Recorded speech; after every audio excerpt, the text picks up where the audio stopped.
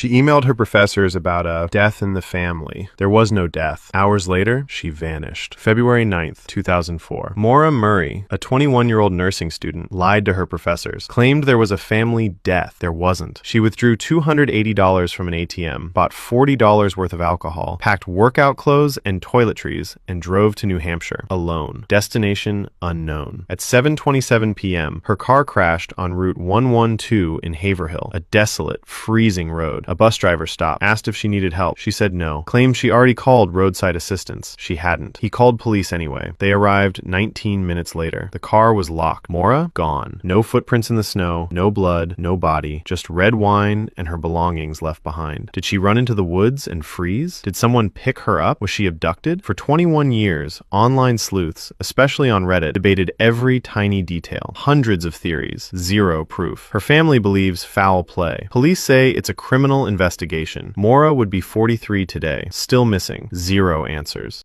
Imagine this. You're driving a familiar road. Same turns. Same speed limits. Same worn-out signs. You've done this drive so many times that your body is on autopilot. But tonight, something breaks the pattern. A curve. A loud thud. Headlights stabbing into the dark woods. A few minutes later, someone else comes along. They don't see you. They only see your car. The engine is still warm. Your phone is sitting in the cup holder. Your wallet is right there on the seat. The driver's seat is empty. And you are nowhere. This isn't the setup for a movie. These are the real starting points of 5 real missing person cases in the United States, cases that have frustrated local police, state agencies, even federal investigators, and that continue to haunt families and armchair detectives to this day. Tonight on Plain Verdict, we're looking at 5 people who vanished and the vehicles they left behind.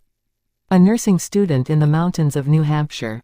A medical student in a Columbus bar with 40 cameras. A young woman whose SUV was found idling in East Street. Lewis. A theater worker whose 4Runner was left near a Florida beach. A young geologist whose Jeep turned up wrecked in the Arizona desert. Different states. Different lives. But the same unsettling image. A silent exit. If you're new to Plain Verdict and you want more deep, respectful coverage of real cases, no cheap jump scares, no wild speculation, go ahead and hit that subscribe button and turn on all notifications. It lets YouTube know you want more long-form, serious content like this, and it helps us keep these names in the public eye. Alright, let's start in the woods of New Hampshire. Case 1. It's the night of February 9, 2004.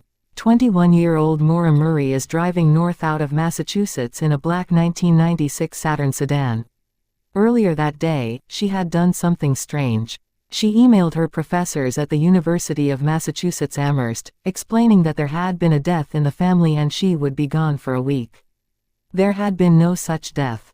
She withdrew several $100s from an ATM, bought alcohol at a nearby liquor store, packed her car with clothes and school materials, and headed north toward the White Mountains.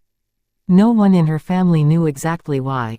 At some point after 7 p.m., on a dark stretch of Route 112 in Haverhill, New Hampshire, her Saturn left the road on a sharp curve and hit a snowbank.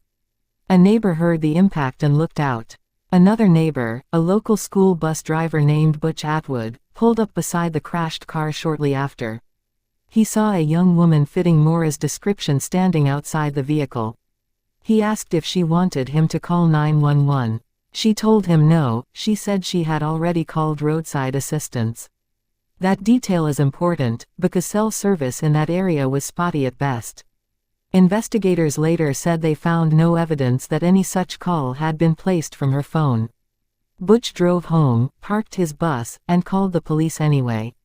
At 7:43 p.m., his call was logged. At about 7:46 p.m., a Haverhill police officer arrived at the crash site. In that 3-minute window, Maura vanished. What the officer found was this. Maura's Saturn with significant front-end damage. The windshield cracked on the driver's side. Deployed airbags. Open containers of alcohol and an empty box of wine. Some of Maura's possessions, school books, personal items, still inside. What he did not find. Maura's wallet, her bank cards, her cell phone, or any clear footprints leading off into the woods that could be followed in the dark. The next day, search dogs followed a scent down the road for a short distance, then lost it. That suggested to some investigators that Maura may have gotten into another vehicle. Her case has since become one of the most talked about disappearances online. Dozens of theories have been proposed, ranging from voluntary disappearance, to an accident in the woods, to abduction. Law enforcement in New Hampshire has repeatedly said they consider the case suspicious, and it remains open. What we have, though, is one enduring image. A compact car in a dark, icy curve. A brief interaction with a witness. A police cruiser pulling up minutes later to find nothing but a damaged car and silence. Case 2. 2 years later, another student disappeared. This time, not from a lonely back road, but under the bright lights and camera lenses of a college bar. It's March 31, 2006, in Columbus, Ohio. Brian Schaefer is a 27-year-old medical student at The Ohio State University. He's just finished a round of exams. He's also dealing with intense grief. His mother had passed away from cancer only weeks earlier. To mark the start of spring break, Brian goes out with a friend, Clint Florence.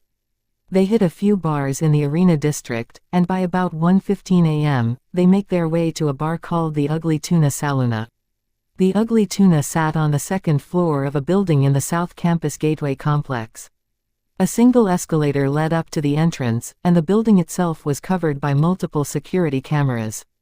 Around 1:55 a.m., security footage shows Brian at the top of the escalator, just outside the bar's entrance, talking with two young women. He's swaying a bit, smiling, clearly relaxed. After chatting, he says goodbye and turns back toward the doorway of the bar. That is the last confirmed image of him. Closing time rolls around. The bar empties out. Clint and another friend stand outside waiting, then eventually assume Brian has already left, maybe gone home or left with someone he met. But he doesn't show up the next day. And he doesn't answer his phone. He is reported missing when he fails to make a scheduled trip to Miami with his girlfriend Alexis. The Columbus police pull surveillance footage from multiple cameras, inside and outside the Ugly Tuna, along the escalator, in the surrounding complex. They see Brian walk in earlier in the night. They see him on the escalator. They see him talking with the two women. But they do not see him leaving. Possible explanations are looked at. Did he slip past the cameras in a blind spot? Did he change clothes and walk out with another group? Did he use a service exit leading to a construction area and leave that way? None of these possibilities have been confirmed by the footage made public. No one has ever provided solid evidence that places him anywhere else after that moment on camera. Brian's car remained parked near his apartment. His bank accounts and credit cards showed no activity after that night. His phone did not show a clear pattern of use suggesting he left to start a new life. At one point, months after his disappearance, his phone briefly rang instead of going straight to voicemail. The call pinged off a tower in Hilliard, Ohio, roughly 14 miles away, but a search of that area produced nothing. The phone company later referred to it as a likely technical quirk. To this day, his case is still open. And the question remains, how does someone vanish from a bar with a controlled entrance, multiple cameras, and a busy crowd, and leave behind no confirmed trace of how they exited? If these first two cases have you looking twice at every parking lot and every camera in your city, take a second right now and tap that like button. It might not seem like much, but it tells YouTube that long-form, fact-heavy true crime still matters. It helps stories like Maura's and Brian's reach people who might recognize a detail or remember something important. Alright, next, we head to Missouri and Illinois, where a running SUV and an open door raise serious questions. Case 3. December 18, 2011. Spanish Lake, Missouri, a quiet community just outside St. Louis. 23-year-old Phoenix Lucille Colden leaves her family's driveway in a black 1998 Chevy Blazer. It's the middle of the afternoon. Her mother later recalls watching her sit in the car for a while before backing out. She figured Phoenix was heading to a nearby store or the park. Nothing seemed out of the ordinary. Sometime later that same day, that Blazer is found. Not in Spanish Lake, and not parked safely on a shoulder. It's discovered in East St. Louis, Illinois, across the river, near 9th Street and St. Clare Avenue. The SUV is sitting in a lane of traffic. The engine is running. The driver's door is open. There's no sign of the driver. Officers on the scene have the vehicle towed and impounded. Here's where the story starts to fracture. Because of how the case was handled, Phoenix's parents were not immediately notified that their vehicle had been found. They eventually discovered it themselves about 2 weeks later after pushing for information. When they finally saw the SUV, they found that Phoenix's personal items were still inside. Her glasses, which she needed to drive safely. Some of her identification. Other personal belongings. There were no clear signs of a violent struggle inside the car that police have made public. But the scene, a running SUV with an open door abandoned in an active lane, raised obvious concerns. The case crosses 2 main jurisdictions. The missing person report out of Missouri. The abandoned vehicle in Illinois. Those overlapping lines can cause delays and confusion in real-time responses. In the years that followed, Phoenix's parents have been vocal about what they view as missed steps, especially the delay in being told about the SUV. Media coverage and true crime series have re-examined Phoenix's life, her college enrollment, social ties, personal struggles, to see if there is a clue in her private world. As of now, there has been no arrest and no confirmed suspect publicly named in relation to her disappearance. She is still listed as missing in federal and national databases. What we know is this. She left her family's home in the afternoon. Her vehicle ended up across state lines later that day. The engine was still running. The door was open. Her belongings were inside. And the driver's seat, the center of her daily routine, was empty. What's the weather like where you are today? Phoenix drove off on what started as a normal day, in normal daylight, doing something she'd probably done dozens of times before, pulling out of that driveway. Sometimes, the days that begin the most ordinary are the ones that never make it back to normal. Let's move south now, to the Florida coast. Case 4. It's August 12, 2013. Pensacola, Florida. Tiffany Heaven Daniels is 25, working as a theater technician at Pensacola State College. She's known for being creative, independent, and a little bit spontaneous. That afternoon, Tiffany tells her supervisor she'll be taking a few days off for personal reasons. At 4:43 p.m., cameras and witnesses place her leaving campus in her gray 1999 Toyota 4Runner. She goes home, briefly crosses paths with her roommate, and then leaves again. Later that evening, at about 7:51 p.m., her 4Runner is captured by surveillance crossing the Bob Sykes Bridge onto Pensacola Beach. Because of distance and quality, it's not entirely clear who is at the wheel in that footage, but the timestamp places her vehicle headed toward the barrier island as daylight begins to die. And then, nothing. For 8 days, Tiffany seems to vanish from the grid. Her family and friends grow increasingly desperate, pushing out flyers and social media posts. On August 20th, Beach Patrol officers spot a gray 4Runner parked at Park West, near the entrance to the Gulf Islands National Seashore by Fort Pickens. It's Tiffany's car. The SUV isn't damaged. It's not in a ditch or hanging off a guardrail. It looks like it was parked there on purpose. Inside they find her bicycle in the rear area, her purse and wallet, her cell phone, some clothing, artwork and supplies, a jug of water and a jar of peanut butter. It looks less like a crime scene, and more like someone had planned a long day, or days, on the beach and nearby trails. But Tiffany is gone. Extensive searches of the dunes, trails, and surrounding waters, by law enforcement, volunteers, and later documentary crews, turn up nothing that can be definitively tied to her. Forensics reveal 2 unidentified fingerprints in the car. One on the door handle, and one on the steering wheel, that do not match Tiffany or her close family members. As time goes on, theories form. That she chose to walk away and start over. That she met with foul play at or near the coast. That someone she knew may have had access to that 4Runner. Authorities have not publicly committed to one explanation. Her loved ones continue to push her case, organize awareness efforts, and work with advocates to keep her name in the media. Again, we're left with an image. A neat, almost orderly interior. Necessities left behind. A waiting vehicle. No driver. This is now our 4th case. If you're still with me, you are definitely the kind of viewer who cares about the fine details. So here's what I want you to do. Drop a comment with which of these cases, Maura, Brian, Phoenix, or Tiffany, bothers you the most, and why. Is it the snowbank in New Hampshire? The cameras in Columbus? The running engine in East Street? Lewis? Or the parked 4Runner at Pensacola Beach? Your comments don't just feed the algorithm, they also help highlight which cases you want to see followed up in future episodes.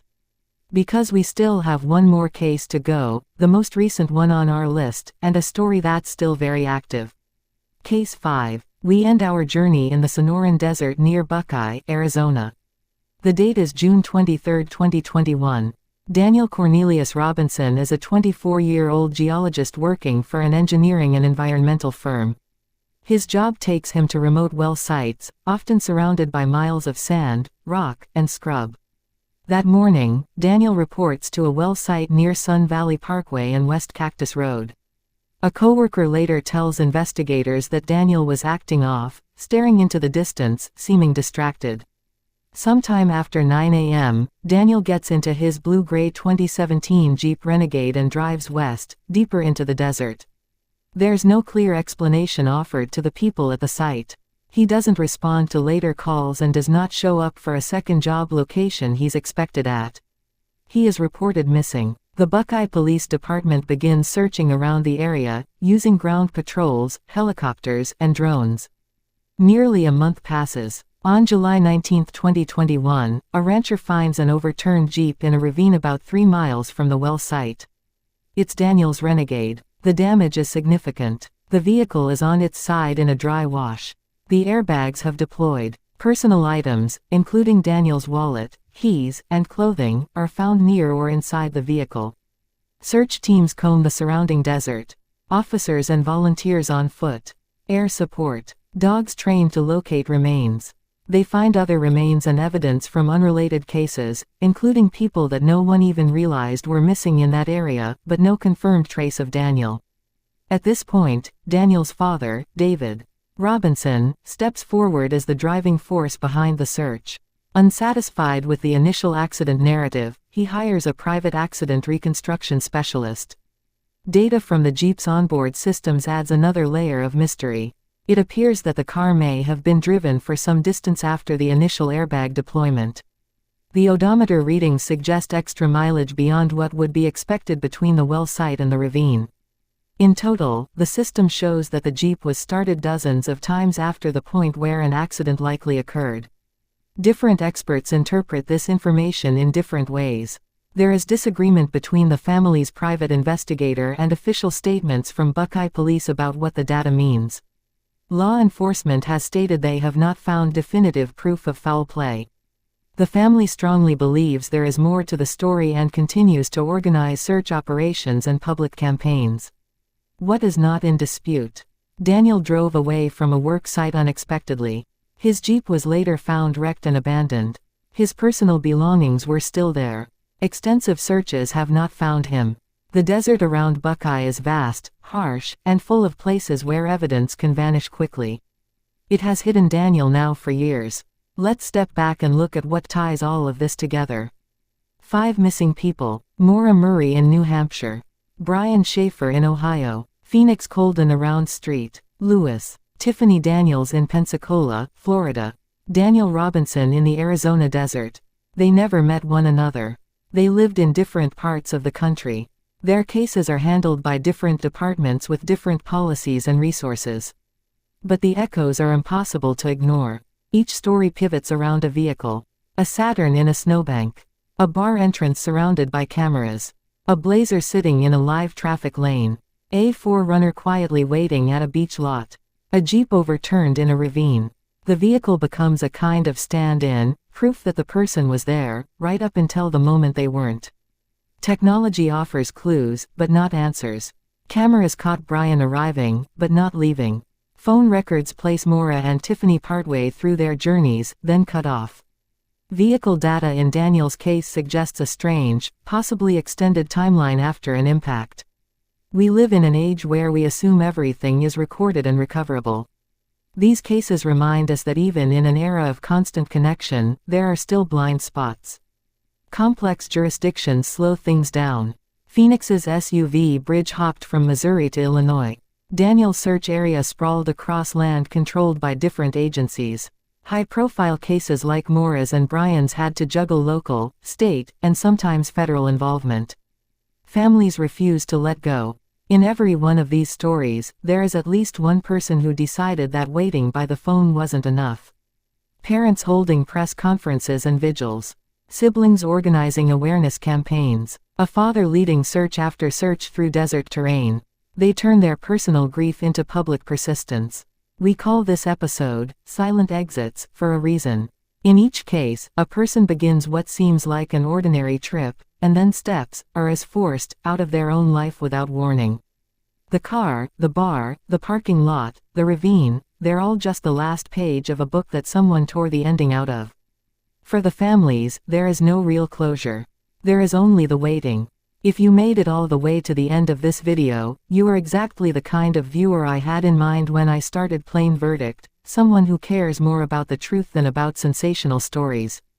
Here's what you can do next. Share this video with someone who follows true crime. The more eyes there are on these names, the better the odds that a forgotten memory or unshared detail finally surfaces. Subscribe if you haven't already, and turn on all notifications so you don't miss follow-ups on any of these cases. And in the comments, tell me which of these 5 cases you want a dedicated, deeper episode on. One case. One long video. Every document, every detail I can responsibly cover. Thank you for watching.